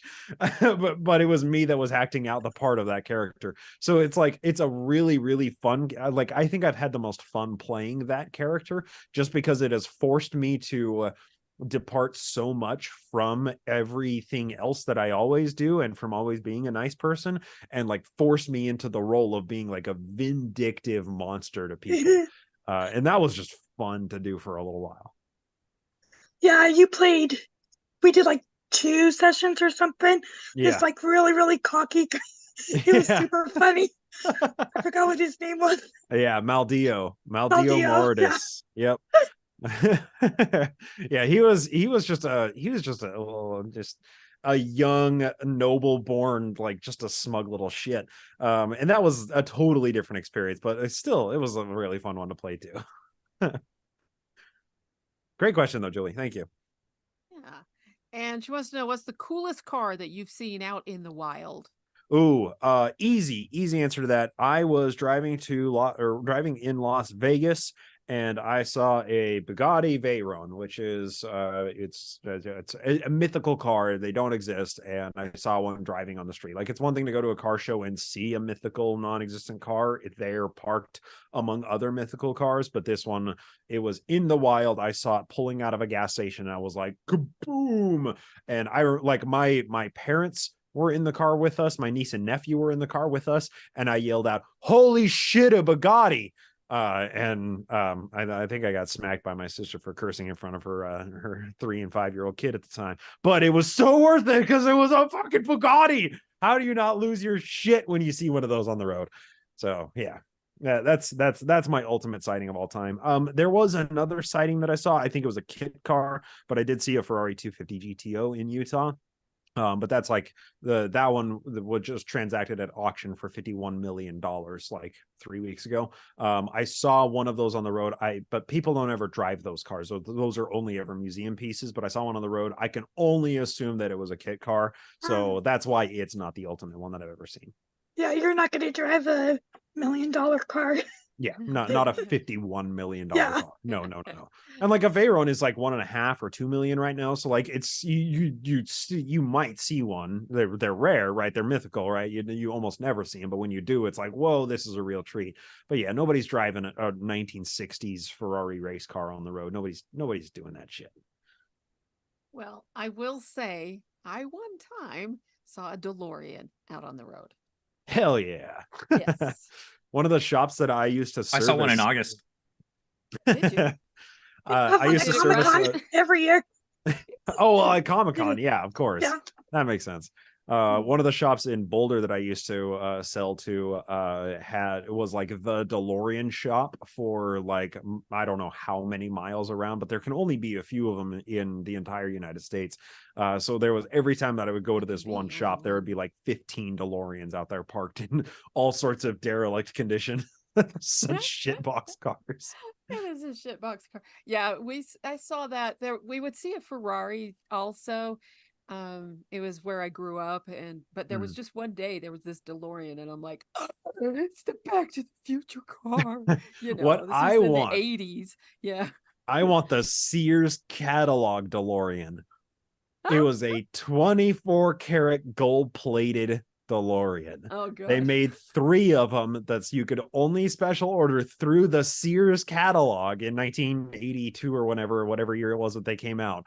And they only made 3 of them, and I think only 2 of them survived. Their museum pieces, but you could buy it at the time for something like $35,000 or $40,000, which was like crazy money. But they're they're ultimate collector cars now. There was a YouTube channel that just went through a DeLorean and just really freshened it up from really cool. rough looking to just amazing, legit street cars, I think. Okay, awesome. So I watched Very that cool. entire series. I would love to watch that because they're so weird. They're so damned quirky. I mean, any kind of like a one-off manufacturer like that they're so weird. All of the design choices they make are so much fun. So like, yeah, the frame was one like I would love. completely coated in epoxy. And really? So if it had a crack, that like they had some frame issues that they didn't go into all the detail for what they were going to need to do. That's like still on the list. And then the other thing is when they would take panels off, it would be wrapped in leather for like shims, like factory in Ireland. They were like, oh, this doesn't quite fit. The panel gap isn't right. And they're like shoving leather in there. Some leather in. Yeah. And they were that still there. Deteriorates over time. So like bubble gum and duct tape cars. It was a fun series. Like they did the dry ice blast clean on it. They fixed a bunch of the issues. They surfaced the stainless, and it just looked beautiful. Awesome. He had new old stock vinyl that was an option, a dealer option. He bought the new old stock and applied it, and was like, "I hope I get it right." It was a good series. Very cool. Very cool. I need to watch it now. Yeah. Great question, Julie. Thank you. Yes. Thanks for getting a car question in. Makes me so happy. Another question Julie asked me was any upcoming movies that I want to see. Dune 2, which I'm still like, it's never not coming. out yet. It's never coming. Sorry. It's gonna be pushed to 2025, then 2026. Oh god, if that happens, I'm gonna be so mad. I really am looking forward to that because the first one they did fantastic. And I mean, I have all 3 versions of that film, of that book that's been filmed, and there's flaws in the other 2. I mean, I like the other 2, but the Denis Villeneuve, or however you say his name, I probably just slaughtered it, and I'm really sorry, sir. You did a fantastic job because you didn't have producers in there telling you to fuck up what you did do, which is what happened to David Lynch. But at any rate, yeah. So I'm excited to see that. But I also saw new announcements saying that, and I'm hoping it's true, that they're going to remake the Highlander movie starring Henry Cavill. And I'm like, okay, please. Because I mean, the story is really fascinating. And I'm like, please do it right this time. Don't have an over-the-top villain who's just annoying as fuck. Please make it good. Because these kind of movies are only as good as the villain is. And so please let it be good. So that's one I'm really looking forward to, and I'm hoping it will go well. I think Henry Cavill will do a fantastic job. It just, the question will be is who's going to be the main villain. So, and are they going to do it like the TV show was, or are they going to do the movie? And we'll see. So that I'm looking forward to. Yes, but anything Dune else? 2. Anything other than Dune? Oh my god, I don't know what else is coming out. There's the latest Mission Impossible, and I'm debating on watching this first part because I'm like, when's the second part due out? Because if I have to wait 2 years to see the second part, I'm going to wait till it's about to come out and then watch the first. That's fair. That's fair. Because I'm like, if you leave it on a cliffhanger, which might be literal since this is Mission Impossible, I'm going to be really pissed for 2 years. I mean, I first experienced cliffhangers with the first fantasy book I ever read, which was The Riddle Master of Head by Patricia McKillop. And I was at the bookmobile, because we had a bookmobile that came to our little teeny tiny farmer town. I remember those. Yeah, it was really cool. It come and parked in our church parking lot, and then after a while it parked in the school when they built a school there. I mean, this was a farming community that I grew up in, which is now a very rich community, because farms got sold, where a block was a square mile, you know, and my dad owned 5 acres. He still does. And, you know, that's what I grew up in. And so we had a bookmobile that came every couple weeks, and we were only allowed to check out, it was like 3 books total, and we'd have to write down our name on the card and the date and all this stuff. It was really cool. Anyway, so I'm there at the bookmobile, read everything there, and I'm just standing there. I remember this, and I'm just trying to figure out what to get. I don't want to get any of the ones I've already read. Mom said I had to get a new one, and I'm just standing there staring. And this mom from our ward, no less, name was Catherine Schramm. And I don't mind saying her name because this was a cool thing, because she came to me and she's like, "You looking for something to read?" And I said, "Yeah." She said, "Well, you like to read?" And I pointed out all those books, and she's like, "Have you ever tried fantasy?" And I said, "I don't know what that is." And so she explained it to me because I was like 10 or something. And she's like, "Here's a book you should read." And so she hands me The Riddle Master of Head. And I took it home and read it. And I'm like, oh. But it ended on a cliffhanger. And then when I went to get the next book, I found out it hadn't been published yet. Shannon's hatred of love of spoilers, I should say. Let's turn it positive. Her love of spoilers was engendered at 10 years old. Holy fuck. And I remember just like, Mom, I don't know what's gonna happen. He just shouted a great shout and split the mountain in half. But and Mom's just like, "What are you talking about?" You know, it was like 2 years later before the book came out, and I had to just completely ignore it, forget about it, you know, all this stuff. And so Mom took pity on me, went to the library the next town over, and she found Anne McCaffrey and the Dragon Riders of Pern stuff, and then that's where the Love of Dragons came in. But that gave me something else to read until Patricia McKillip finished the trilogy, which I will say, that trilogy, the Riddle Master trilogy, is still probably my favorite fantasy, and it's still very good. But yeah, those were something I think would be interesting to see if you could film it. Not sure if you could, but we'll see. Anyway. Okay. Yeah, if you like Hunger Games, Ballad of Songbirds and Snakes is really good. I just saw the movie. Did they do well? Okay. Yeah, it was really good. Oh, good. Good. It's like a prequel. It's like Snow's villain story, how he comes to be a villain, and it's really good. All right, those would be good. Yeah. Awesome. Matt's arguing with me in the chat because he likes to argue with me and fuss at me. He says Kurgan was too a good villain. Kurgan was always shouting. He was like, "Be quiet, stop shouting so much." And I know he could act better because I've seen him act better, Clancy Jones. But also he's scarier as he got older, so he's kind of young for that. I mean, he's just over the top. But it didn't help that all the women were screaming all the time. I was like, stop doing that. You guys can learn from Marianne or Marilyn or whatever the fuck her name was in the Raiders of the Lost Ark. She was not screaming. Anyway.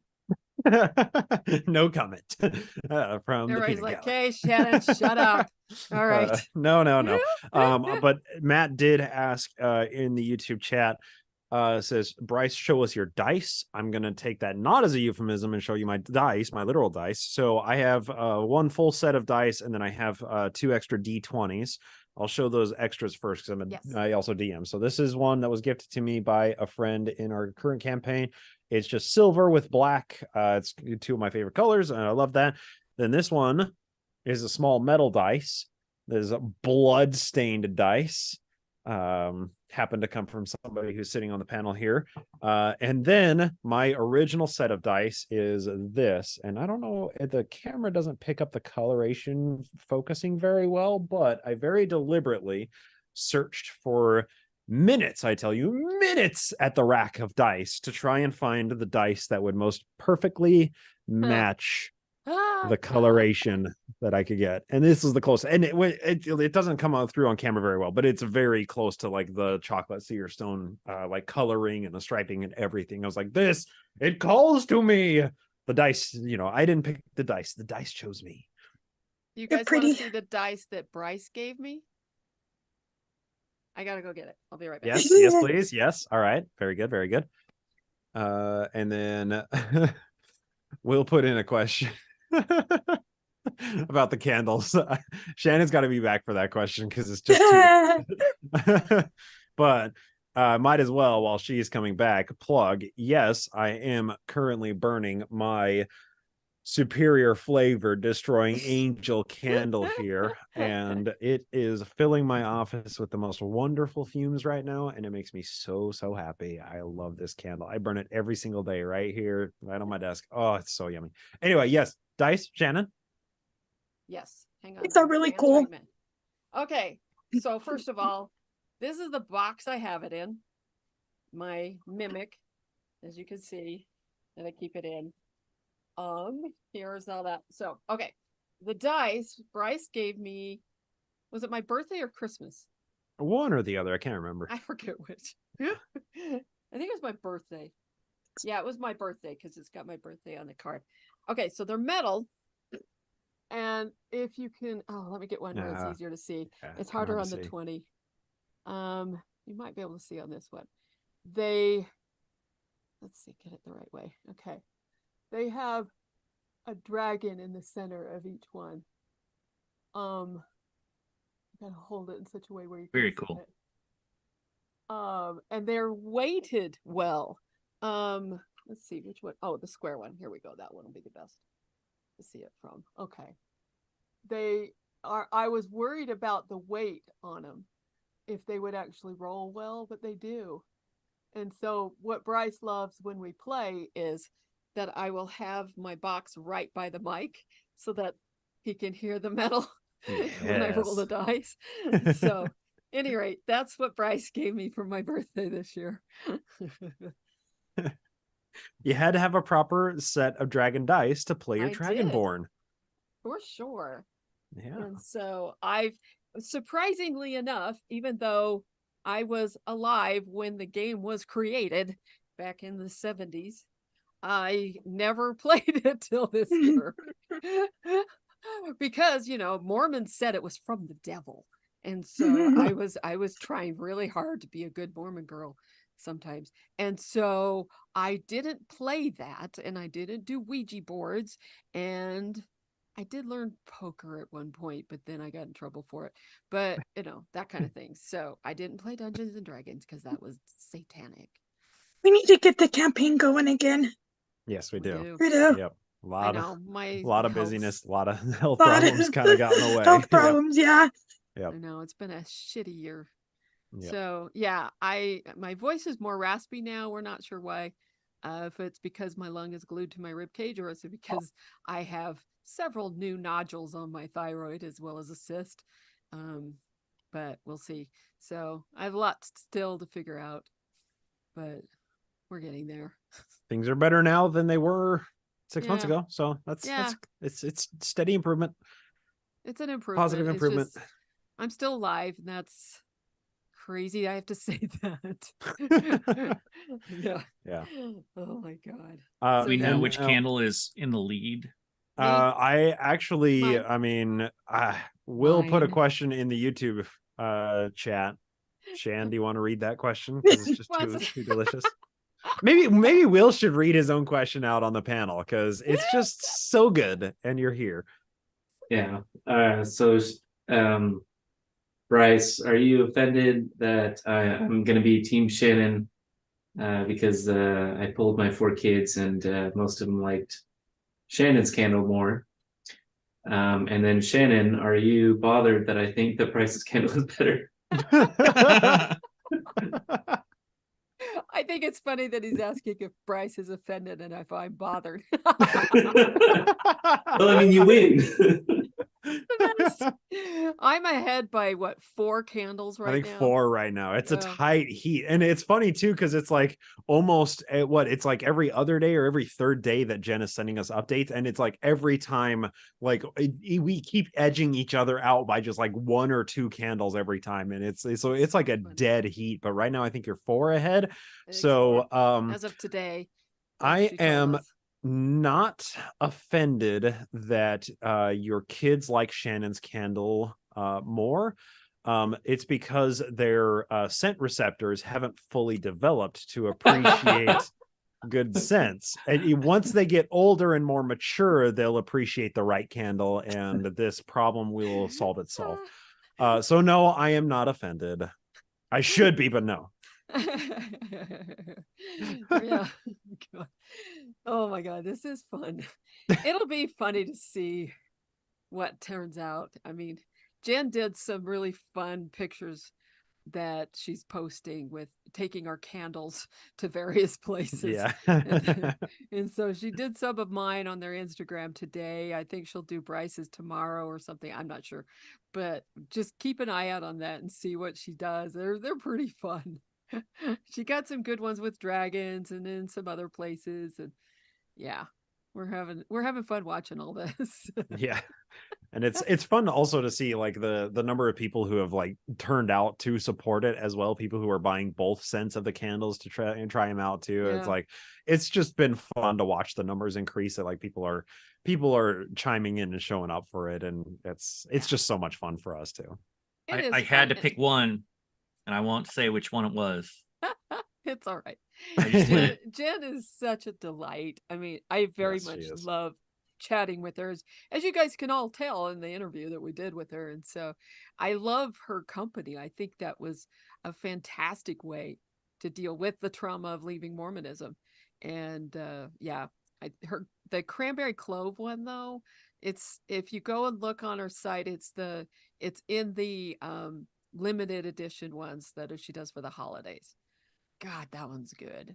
I wrote a review for it, so you should look at it. It's the I best think review I on need there. to get one of these. You really should. I mean, because of the probably limit order two time one. more. Oh, it's Yeah. yeah. That might just have to be a Christmas gift for Annie. She loves scented candles, and she has been one of the great beneficiaries of the year-long back and forth of us trying so many different scents, because I mean we have been burning trial scents here for a year. months now in this house, and she has loved every single one of them. But she does like the better candle a little bit more, so like, So she likes mine. Oh, no, so I did not say nice. that. I did not say that. You said the better candle. That's mine. I did say that. Oh God. Yeah. Let's see. Do we have more questions that I haven't covered? I gotta go pull that back up again. Oh, Julie wants to know, what is a mystery in Mormon history that you are just dying to know the truth about, Bryce? Honestly, I think the mystery would be what is or where is like the missing journal. And when I say that, I'm using the term kind of generically, but there's all the time that like a journal is found in somebody's cellar, and they didn't know that they had it, and it's just been sitting as a family heirloom, passed through a trunk of family crap for generations that nobody has ever taken the time to look through. And like there's when those do surface, they're rare and extremely exceptional finds. So my never ending like draw of mystery is, what is the next great journal find? And I look forward to the time when any of like the big name journals are discovered, if they were ever created to begin with. And I can throw in a laundry list of names of whose journals I would love to read.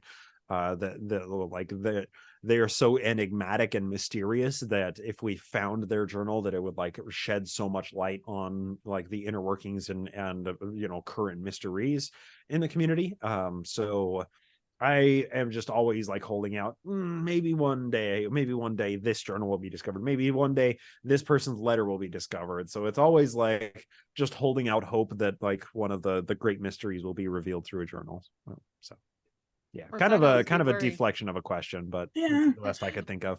Well, then you got the Mark Hoffman problem, though. That's what I was that's a gonna big just problem. say. Yeah, exactly. Yeah, Yep. what if, would we be able to trust it?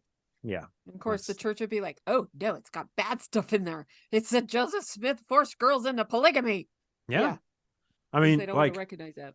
release the William Clayton Journal, right? Like, yes, he does talk about his mother-in-law not being happy about him having a menage a trois with his 2 wives in his room upstairs, right? Like, he talks about it straightforward, like, release the Clayton Journal, because there are probably gems in the 10% that hasn't been reconstructed that we don't know about that would be wonderfully revealing. But Yeah. that's Bryce, one you of the have to, journals that we know exists that is still being suppressed. you need to say that with a Liam Neeson voice. Release the Kraken. Release the journal. Yeah, he was a good Zeus. All right. Matt White wants to know what our shelf breakers were. Bryce, you want to go first? South Park. South Park was my shelf breaker. I was like 12 years old, I think, when the Mormons episode came out, and I think it was in the same season or the next season that the Scientology episode came out, and that was, I mean, that, like I said earlier on, was like going clear for a lot of Mormons, was like one of their big shelf breakers because it allowed them to do a comparative analysis to their own religion. That's what it was for me. Watching the Mormon episode, I was like, haha, whatever, that's funny, haha. So they took the story and then they did the South Park typical, everything is, it's all exaggerated, it's whatever. Then watched the Scientology one, and then did a quick search on Ask Jeeves, what does Scientology believe, and found out that South Park actually nailed everything in it. And I was like, oh shit. That was probably my biggest shelf cracker. And around the same time is when I had downloaded Religulous on LimeWire and watched Bill Maher's great takedown of all the world religions, and Mormons were in there amongst all the other ones. And he didn't pay special mind to the Mormons above and beyond any of the other religions. He was just dealing with it, matter of fact, the way that he was dealing with Islam and plenty of different Protestant sects and Catholicism and all of the different religions that he goes to. And I'm like, oh, so we're not special. All right, cool. And then I started watching George Carlin, and my atheist transition was complete. Right. And how old were you? It's probably, South Park was probably 12, 13 years old ish, maybe. And then Religulous was probably 15 years old. And then I left the church at 16. Yeah. So did you even make it to becoming a priest? No, I was never a priest. Mormon priest? Nope. I capped out at teacher. All right. Can you teach us all? Yeah. Mine was not one specific thing. Mine was the shelf breaker on mine was like the closet breaker. And it was like the straw that broke the camel's back. Because all of mine started when I was 10. And the first doubt came when I went to my dad and I was like, Dad, you know how the universe goes without beginning or end, and it has no walls and whatever, and that God created the universe? Well, if God created the universe, what did he put it in? And he looked at me, he's like, what? And I had to say it again. And he says, after a long time, he's like, does this matter to your salvation? And I said, no. And he says, well, when you die, you can ask God. And I'm like, yeah, that didn't help. And so shoved it away, forgot about it. And then I started reading the Book of Mormon, and I was like, wait a minute, thou shalt not kill. Why is Nephi being told to kill a guy that's passed out drunk in the gutter? I've seen my brother passed out drunk. You can't wake him up if you shoot firecrackers next to his head. What? Why didn't he just take his clothes off, go in there? Because now they're covered in blood and piss and garbage like that, garbage from the gutter and throw up and whatever else, and so, all this over and over, just one thing after another. The Lafferty stuff happened in my stake. Ron had a daughter the year older than me that I knew. We weren't friends, but we knew each other, and they were friends with people that I was friends with, that kind of thing. And so we saw all that going on. My dad knew who they were and was really happy they weren't in our ward. They were just in our stake. But it was my stake president was on their kill list, And so hearing all this and everybody just going, they killed him in ways that they talk about in the temple. And I was like, wait, what?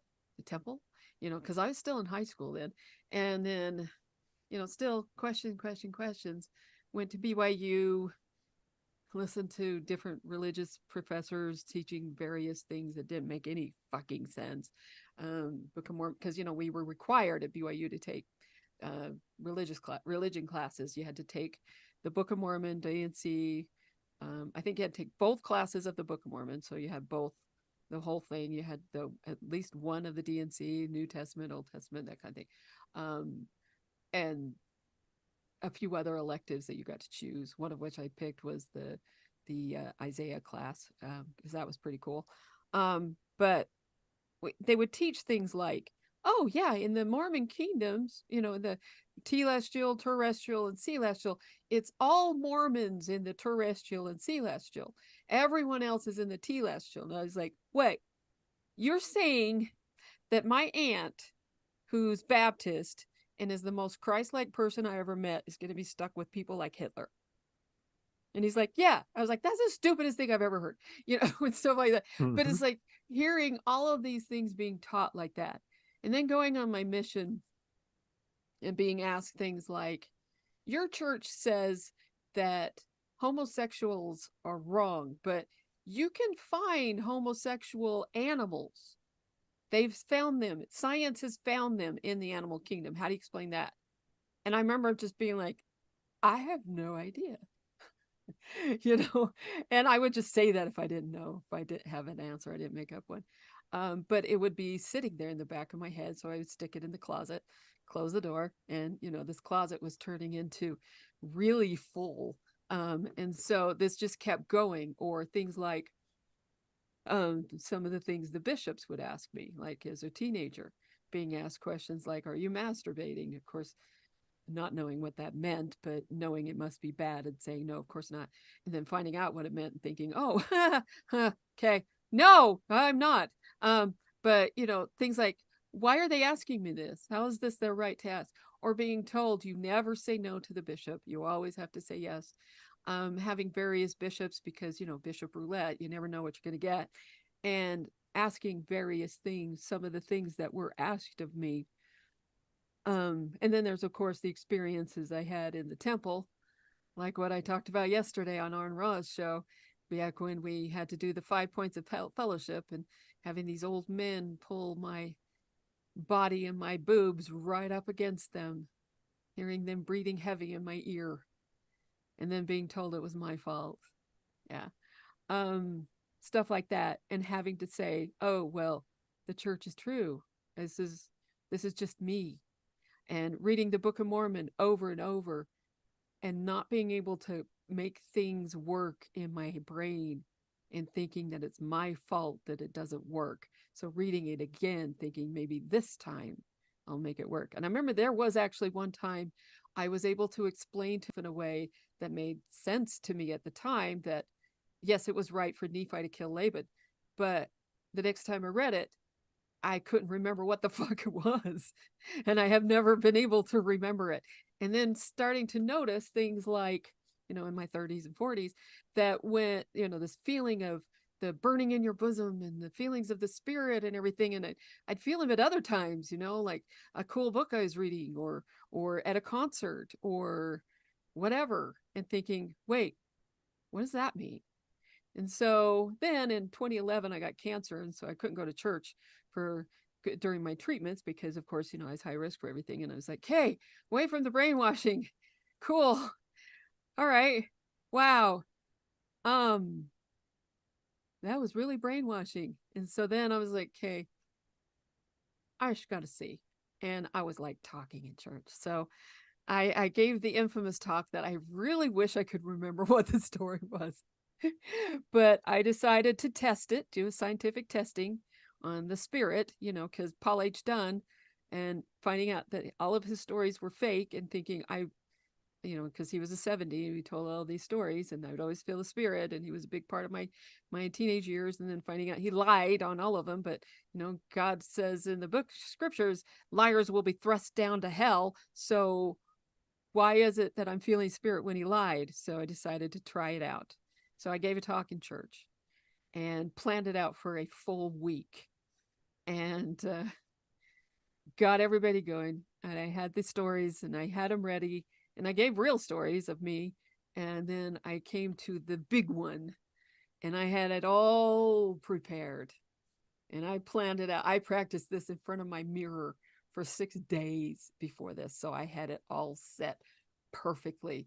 So I knew what to do as soon as I had the entire audience in the palm of my hand. I did it on our second live show, I think. I don't know if I could do it again. I don't know if I can do it again, but I'll try if you want. But holy shit! Like last time I couldn't watch Bryce because he was falling off his chair laughing. But I did all the key things that Mormon general authorities will do to help you know that you got the spirit coming. And so yeah, do you want me to try? I don't know if I can do it. Maybe I should I tell mean, everyone would to it go be watch easier on if I just turned off my video? I mean, Yes. Everybody turn off your mic so I don't hear you. Okay, so yeah. So I was going along with my talk and I says yes. And now, and when I was thinking of this point, it reminded me of this.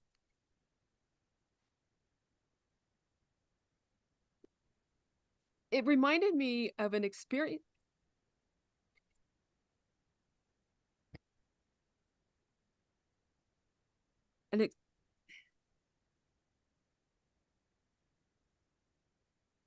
Okay. All right. Okay. You know, when I was preparing this talk, when they called me last week, and they asked me to do this talk and I was preparing for it, I had this one experience come to mind and I thought, no, I don't want to talk about that. It's too personal. I never talked about that. I've never told anybody about that. I don't want to talk about that. I have these other things I can talk about. And so I prepared those other things. But every time I worked on this talk all week, I kept remembering that one experience, and it's just like banging me in my head until last night. I was like, no, I am not talking about that. It's too sacred to me. But now I find that I can't tell you the ones I prepared. Every time I try, something is stopping my mouth. So there's somebody here who needs to hear this. And I don't know who you are or what it is that God wants you to learn, but I beg you, if you will just please listen and learn whatever it is God wants you to learn, because this is really hard for me.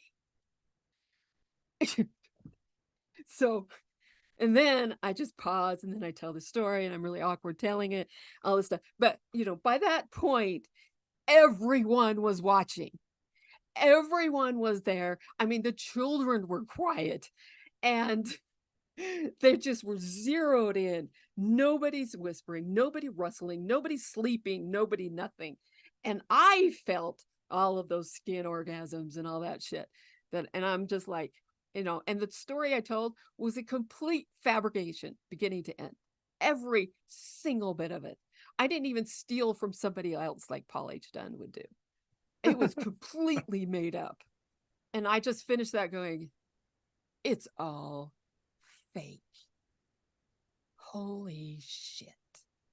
And the worst part of it was, because Shannon for profit. I felt the spirit. Back to church if she's in charge. Yeah, there you go. I'm down. When in Mormon church, everybody will tell you, oh, that was a good talk. And you did pretty well if they will say, oh, I like this part of your talk. But you did really well if a week later somebody comes to you and says, you really affected me with your talk. Yeah, for the next 4 months. It was for the next 16, 17 Sundays. Somebody, at least one, usually like 3 or 4, would come up to me and say, Shannon, in your talk, when you gave that one experience, I think I'm the one you were talking to, because this is what's been going on with me. And I was just like, Shannon, you saw the strings that hold up all of us little marionettes and you decided to tug on one of them. I tried it. You got, you for a second, you're like, oh, I could play God too. I was just like, It like oh my God. And I that's when I wonder also realized if I was male, I'd be exactly in like authority. that's where I was going with this. Like, I wonder what those same events were for each of the cult leaders that we ever talk about ever. When did they see a string and tug on it and realize that they can play with people? Like, Right. what was the event? What was the one thing in their mind that they were like, oh wow, this is how reality works? I get to Right. dictate what's real. Holy shit, why don't I just make an entire life out of that? Because like Yeah. you like Shannon, you enraptured all of us. I'm sure I'm not the only one who was like, I was holding back laughter a little bit because I know that this is a performance, but still, like, watching your body language, watching you go through it, and knowing my Mormon programming, I'm like, oh, she's about to tell me a secret. Yep. She's about to speak for God, and I need to hear it. Like I that's used all the all words performative. that need to be used, Yeah. sacred, and I don't want to talk about this. And it's Yeah. God was telling me, and yep, and God this is for you. Yep. Oh God. And I mean, there was a level of shame in me afterwards, realizing just how far I took everyone on that one. That and I didn't think it would influence them that much. Honestly, I didn't. And knowing I did that much, I mean, there is a bit of, a rush from it, of course. There always is when you're speaking. And I love public speaking, obviously. And so, but that was crazy weird for me. And being a woman in a church that treats women the way it does, that changed a lot of things for me. I mean, the bishop actually only asked me one more time to speak, but I was too sick to do it that Sunday, so I wasn't able to. But they were I think, a little nervous about me speaking because of that. But the leadership everybody else wanted me to. But I ended up not leaving over that, surprisingly. I was, now looking back, I'm like, I was PMO, physically and mentally out. Found reasons not to go to church, which were really easy to do because health issues. Go figure. And then the final straw, the last straw that broke the camel's back, was the November 2015 policy, which was the church saying that went against children of LGBTQ plus parents, and in particular, the ones where they were gay people married to each other. And them saying that for them to join the church, they can't do it till they're older, and they have to disavow their parents. And I was like, that's it. I can't do it anymore. So that's when I walked away. And fortunately, we moved not too long after that. And which was good, because that whole ward, it was like every time I would show up on Sunday, they'd be like, Shannon's here, we're going to hear something profound, which is a lot of pressure when you go to Relief Society. But it's also kind of fun because, I would just have to be like, raise a finger, and the entire room would be like, Shannon's speaking. Yeah. I had some fun with it.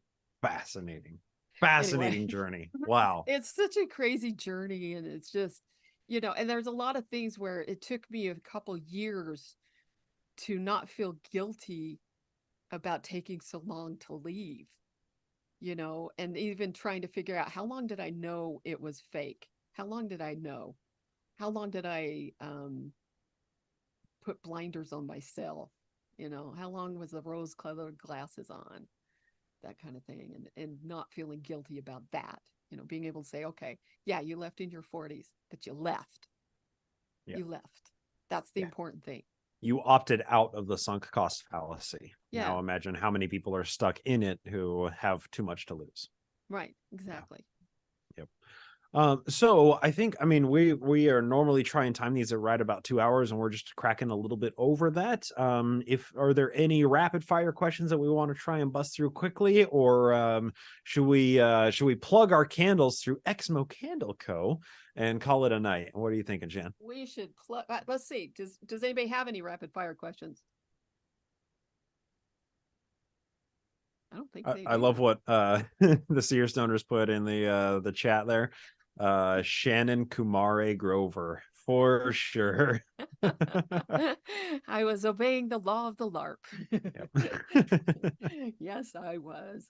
Thank you for introducing that language to us, Will. Like, I found that so useful to like characterize things or describe things as LARPs. Like, it's offered a new perspective, a new lens through which to view the world. So thank you for that. Yeah, I stole it from the QAnon world. There's this podcast called the QAnon Anonymous thing, and they just talk about all those people really wrapped up in that Q world. They're just LARPing. Yeah. So it's not mine. It's appropriate though. So yes, we have our candles. Yes, You held candles. up yours. I held up mine. I will hold up the superior one and keep talking so that the camera stays on me and it You're shows the such a superior goof. flavor. Look how much more Bryce's is burnt. That's Mine's interesting. not been burnt yet, actually. Yeah. I've got like 3 here. I burnt one of them, but yeah, that's just one I haven't burnt yet. But I don't burn any in this room because I'm still on oxygen at night, and my oxygen converter thingy is in this room, and I'm like, yeah, you're not supposed to burn flames around those. Not a good idea. No. I mean, at Anyway, least it'll be a good smell when you go out, right? there we go.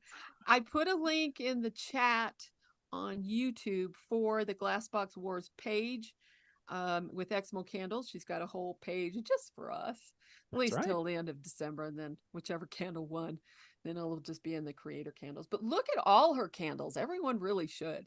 Her Candles with the Cause is a really good one. That's the one, Save the Monarchs, Not the Patriarchy, that I kept gushing on and on about on this last episode. So anyway, but yeah, they're there. Go pick your candle, and that would be good. Matt says, what ex-Mormon support organizations can you recommend? I'm a recovered Anglican. I've been accused of being a Methodist. That is a good question, Matt, because FFRF and RFR, Freedom from Religion Foundation and Recovering from Religion, are both very good secular organizations. Per se. Correct. Those are just ex-religion. And that's the thing too, is I'm like, you have to be kind of careful in the ex-Mormon ones, because you do end up with people coming out of it not thinking about the patriarchy they were raised in and still behaving that way. And so it's hard, especially for women who leave for reasons of feminism, to go into groups like that when they're being treated the exact same way that they were in the church.